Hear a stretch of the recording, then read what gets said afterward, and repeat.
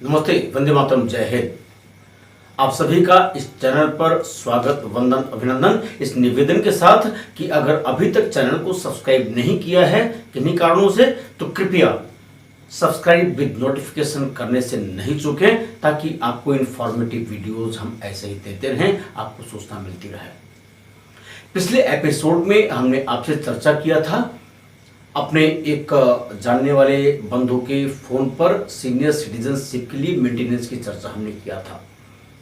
हमने आपसे वादा किया था कि हम प्रॉपर्टी की चर्चा इसके बाद के एपिसोड में करेंगे।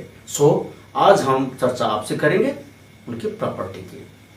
आप ज़्यादातर ये देखते हैं और यह जो वरिष्ठ नागरिक बंधु भगिनी हैं उनके मामले में भी लागू होता है और ऐसे स्थानों पर भी लागू होता है जहां पर दिव्यांगजन बंधु भगिनी ओल्ड एज के हो चुके हैं या ओल्ड एज के नहीं हो चुके हैं।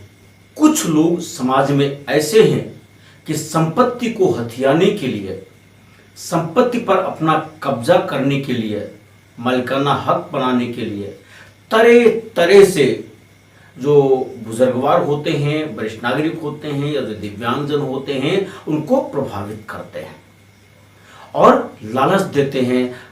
कोई चिंता नहीं, हम तो हैं ना, आप प्रॉपर्टी हमको लिख दीजिए, बैनामा कर दीजिए, हम आपकी पूरी देखभाल करेंगे, दवा, रहना, खाना सब कुछ देखेंगे।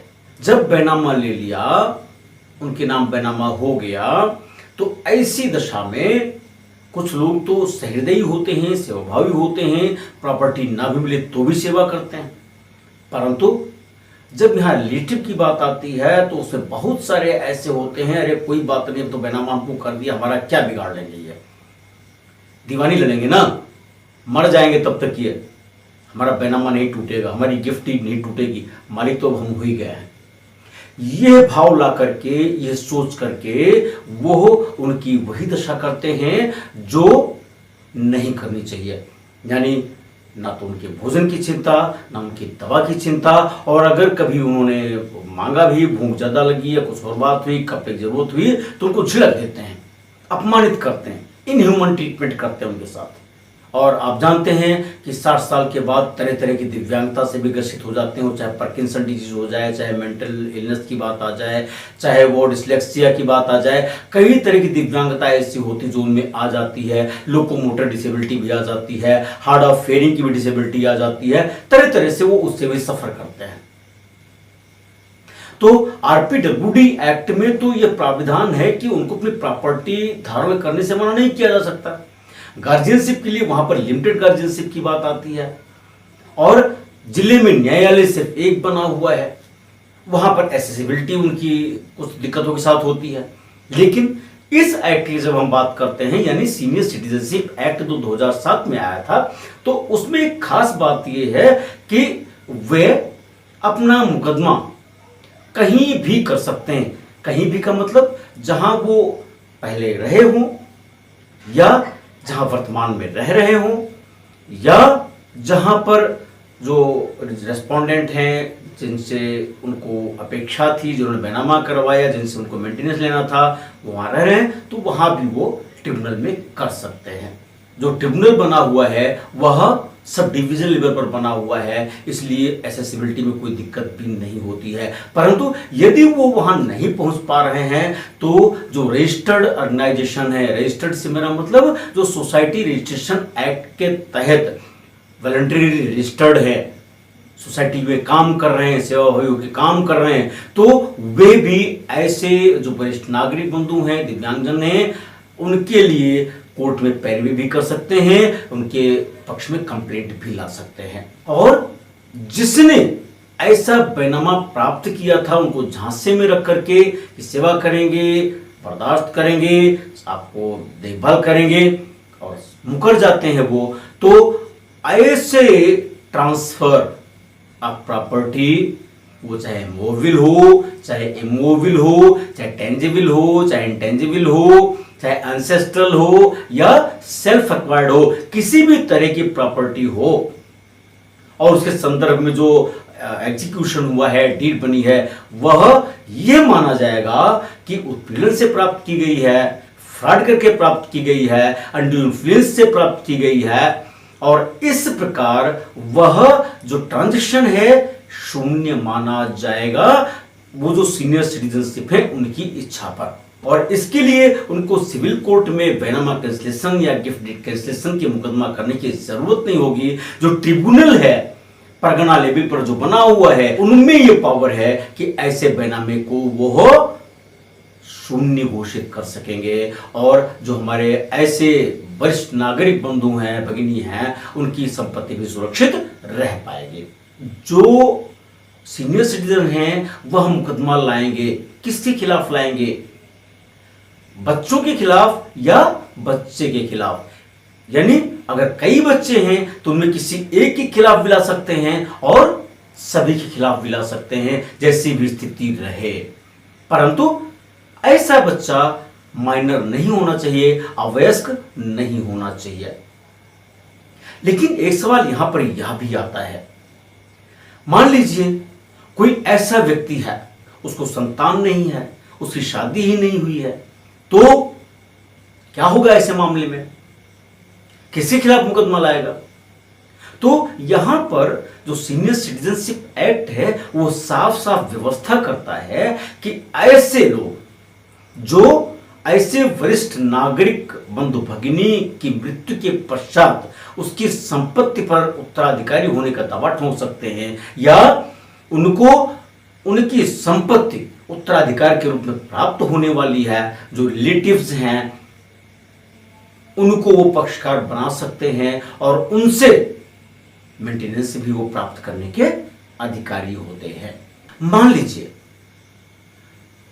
जैसे मैंने पहले चर्चा किया कि जो सीनियर सिटीजनशिप की बात आती है वह पेरेंट में माता पिता भी हो सकते हैं, दादा दादी भी हो सकते हैं, और ये जो माता पिता हो सकते हैं स्टेप मदर फादर हो सकते हैं, एडॉप्टिव मदर फादर हो सकते हैं। तो जितने भी हैं ये सभी लोग ऐसी कंप्लेंट, ऐसे वाद को दायर करने के लिए सक्षम हैं, ऐसे वाद वो ला सकते हैं। मान लीजिए जो प्रॉपर्टी है वह प्रॉपर्टी ऐसी है कि अभी जो सीनियर सिटीजनशिप पिताजी हैं, वरिष्ठ नागरिक पिताजी माताजी हैं, उनकी नाम नहीं आई है।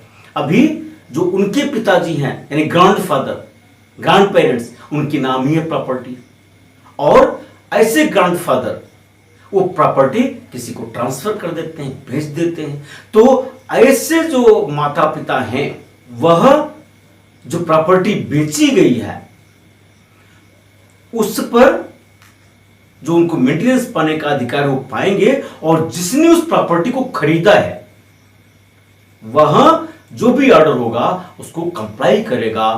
मैंने दिव्यांगों की बात यहां पर इसलिए जोड़ी कि चूंकि एक उम्र के बाद जो वरिष्ठ नागरिक होते हैं उनमें ऐसी दिव्यांगता आ ही जाती है।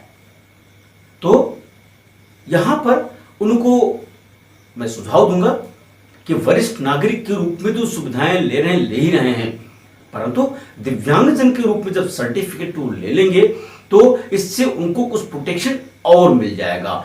जैसे उनको कोई मारपीट रहा है, किसी तरह से एक्सप्लॉइट कर रहा है, तो उस संदर्भ में फिर आरपीडब्ल्यूडी एक्ट भी वहां पर प्रचलन में आ जाएगा, और उनके उन अधिकारों की सुरक्षा और जो अभियोग पंजीकृत होंगे वह आईपीसी के प्रकाश में आरपीडब्ल्यूडी एक्ट को लेते हुए होंगे, और इस प्रकार संपूर्ण रूप से लाइफ विद डिग्निटी अपने जीवन बिता पाएंगे सम्मान के साथ।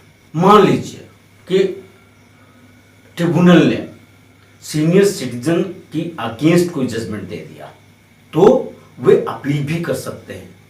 अपील टाइम बार्ड होने के बावजूद भी स्वीकार की जा सकती है डिले कंडोन के साथ। अपना देश अमेरिका नहीं है, हम भारतीय संस्कृति में रहने वाले लोग हैं, और भारतीयों में, हम लोगों में ये बात रहती है कि पिताजी की कृपा पर, पिताजी के माताजी के आशीर्वाद से हम जो भी हैं वो हैं, और हम उनके साथ रह रहे हैं। यह भाव नहीं रहता कि पिताजी हमारे साथ रह रहे हैं, नहीं, उनकी गरिमा भी बनी रहती है, उनकी आत्मा को संतुष्टि भी मिलती है। लेकिन इसी समाज में कुछ ऐसे लोग हैं जो त्रस्त आ जाते हैं अपने माँ बाप से, खासतौर से उनके बुजुर्गी के समय जब वो वृद्ध हो जाते हैं। तो कुछ लोग ऐसे हैं जो अपने पिता को ऐसे लावारिस हालत में छोड़ देते हैं, कोई देखभाल करने वाला नहीं। अगर ऐसी कोई परिस्थिति बनती है और यह पाया जाता है कि विलफुल्ली, नेग्लिजेंटली उसने अपने पेरेंट्स को लावारिस अवस्था में घर के बाहर कहीं छोड़ दिया है, तो उसके विरुद्ध प्राथमिकी भी अंकित हो सकती है। यह दंडनीय अपराध है, संज्ञेय अपराध है और इसका ट्रायल प्रथम श्रेणी के मजिस्ट्रेट करते हैं। तो ऐसी कोई स्थिति ना बने, हमारी आपकी जिम्मेदारी है कि भारतीय संस्कृति का संरक्षण, पुनरुत्थान हमारे आपके हाथ में है, आने वाली पीढ़ी के हाथ में है। जो हम करेंगे वही हमारी आगे आने वाली पीढ़ी सीखेगी।